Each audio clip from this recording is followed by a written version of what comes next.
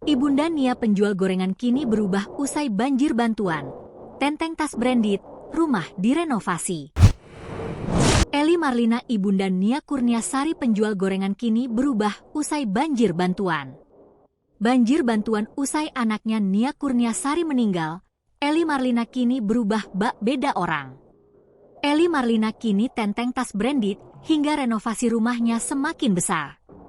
Tak hanya itu, ia juga selalu sibuk dengan ponsel di genggamannya. Kini, gaya Ibunda Nia Kurniasari tersebut kian disorot. Di mana setelah kasusnya viral dan mendapat banyak bantuan hingga kisahnya bakal difilmkan, kini penampilan Eli Marlina berubah drastis. Saat pertama kali diwawancarai di televisi, Eli tampak berpenampilan sederhana dengan pakaian seadanya. Namun kini setelah rumahnya banyak dikunjungi, Eli terlihat lebih mentereng. Ibunda mendiang Nia kini selalu mengenakan pakaian bagus dan kerap menenteng tas bermerek.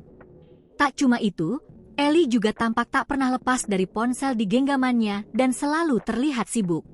Lantaran hal tersebut, publik pun menuding Ibunda Nia Aji mumpung memanfaatkan ketenaran kasus sang putri. Apalagi kabarnya kasus Nia bakal segera dibuat film dan keluarganya kerap mendapat donasi.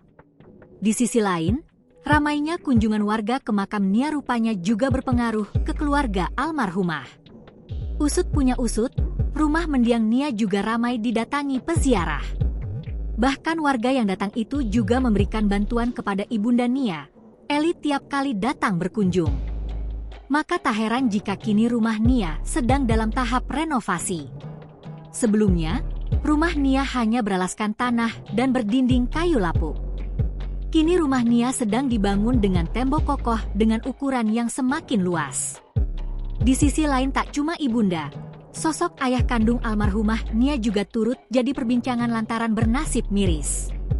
Berdasarkan kabar yang beredar, ayah kandung Nia baru-baru ini diusir oleh ibunda mendiang Nia dari rumah. Penyebab pengusiran tersebut adalah karena Asril meluruskan isu soal mendiang Nia katanya adalah seorang hafiz atau penghafal Al-Quran.